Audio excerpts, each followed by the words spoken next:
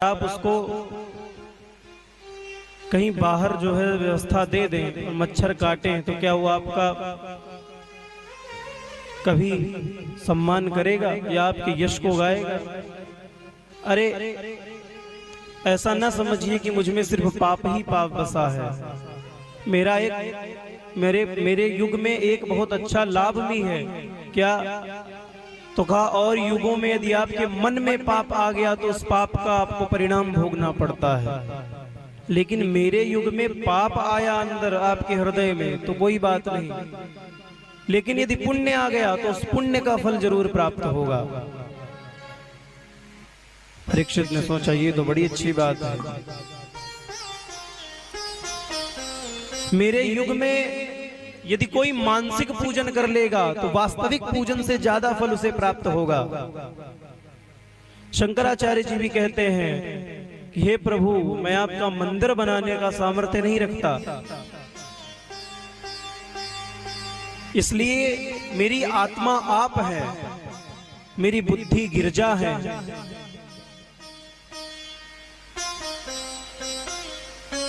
मेरा यह शरीर आपका मंदिर है। मैं जो खाता हूं वह आपको ही अर्पित करता हूं। मैं जो भ्रमण करता हूं तो आपकी ही परिक्रमा करता हूं, और मैं जो सोता हूं तो आपकी ही समाधि ले लेता हूं। बड़ा प्रचलित श्लोक है। आत्मा त्वं गिरिजामति सहचरा प्राणा शरीरं गृहम् पूजा दे विषयोपभोग रचना निद्रा समाधि स्थितिः संचारापदयो प्रदक्षिण विधे स्तोत्राणि सर्वा गिरो यद्यत् कर्म करोमि तत्तदखिलं शम्भो तवामीश्वर। मैं जो भी कृत्य करता हूं प्रभु सब आपको ही नैवेदित करता हूं। जब ये वचन सुने तो महाराज प्रसन्न हो गए। तो कहा अच्छा बताओ, अच्छा स्थान चाहिए कहाँ? तो कहा सोने में, स्वर्ण में स्थान मांग लिया। ज्यादा सोना भी नहीं चाहिए, ज्यादा सोने से कली प्रवेश कर जाता है। स्वर्ण में स्थान मांग लिया। आचार्यों ने प्रश्न किया कि महाराज गीता जी में तो भगवान कहते हैं कि धातुओं में स्वर्ण हो,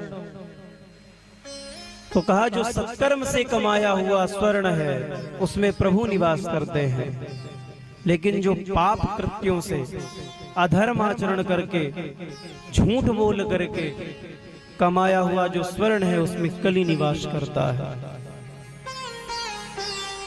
स्थान दे करके परीक्षित अपने राजभवन की ओर चले गए।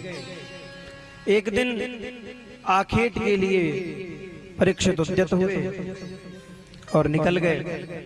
आचार्य कहते हैं कि परीक्षित जैसे धर्मात्मा राजा आखेट क्यों करते थे? तो कहा आखेट किसी पशु की हत्या नहीं होती। फिर कहा एक कस्तूरी मृग होता है, उसमें कस्तूरी पाई जाती है, उसकी नाभि में कस्तूरी होती है।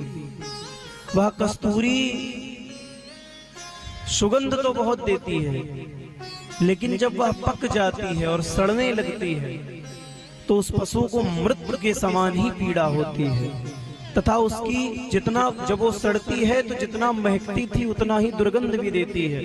सो उसकी दुर्गंध से न जाने कितने जीवों का विनाश हो जाता है।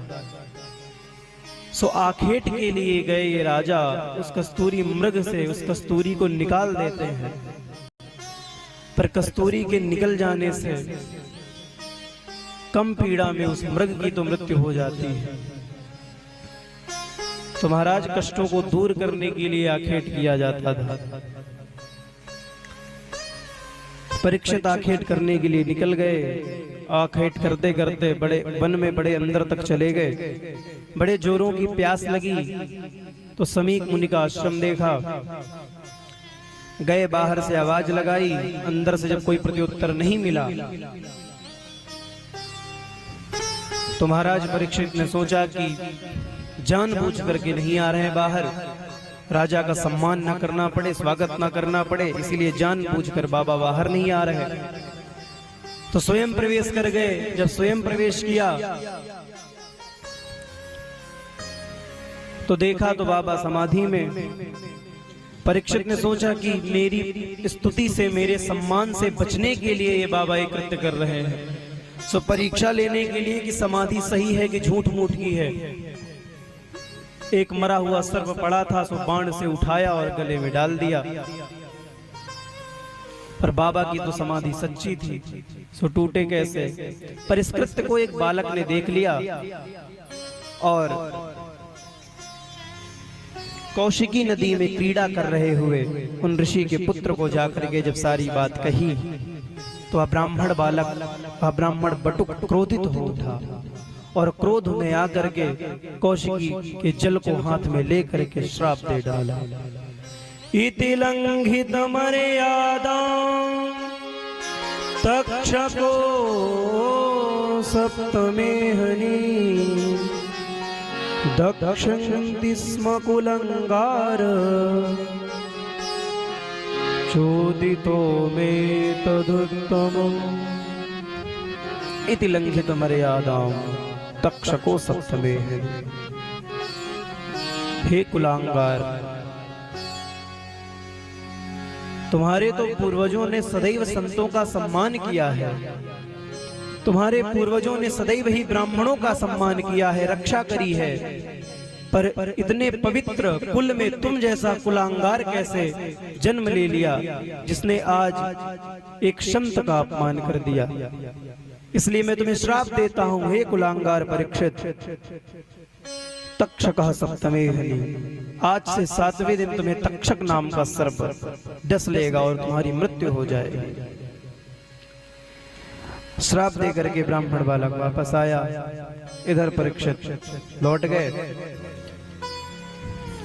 जब सिर से मुकुट को हटाया तब याद आया सब कुछ। तो महाराज परीक्षित विह्वल हो गए कि मुझ जैसे विक्त से यह पाप हो गया, अतः मुझ जैसे पापी को कहां शरण मिलेगी। विह्वल हो गए, परेशान हो गए। उधर जब पुत्र के रोने से समीक मुनि की समाधि हटी, सो पुत्र को रोता हुआ जब देखा तो गले से लगा लिया। पूरी बात जब पता चली तो महाराज मुनि बड़े परेशान हो गए और बोले, पुत्र तुमने यह बहुत गलत कर्म कर दिया। वे राजा थे और हमारा कर्तव्य है कि हमारे द्वार पर यदि राजा आए तो हमें उसका सम्मान करना चाहिए। और पुत्र यदि धर्माचरण करने वाले राजा से यदि कोई अधर्म हो जाए तो उसे स्वप्न समझकर भूल जाना चाहिए, क्षमा कर देना चाहिए। क्योंकि क्या पता इन राजा के जाने के बाद कौन सा राजा आ जाए और फिर हमें सुंदर कांड करने के लिए भी परमिशन लेनी पड़े। तो महाराज यदि धर्माचरण करने वाले राजा उपस्थित हैं तो हमें उनके द्वारा कृत जो अधर्म हो जाए उनसे उन्हें भी क्षमा कर देना चाहिए। कम से कम हमें उनके राज्य में प्रभु भक्ति करने का अवसर तो मिल रहा है। इस प्रकार समझाया और अपने शिष्यों से कहा, जाओ कम से कम उन्हें ये तो बता दो कि उन्हें श्राप हो गया। ऋषिगण गए, परीक्षित को सारी सूचना दी। परीक्षित प्रसन्न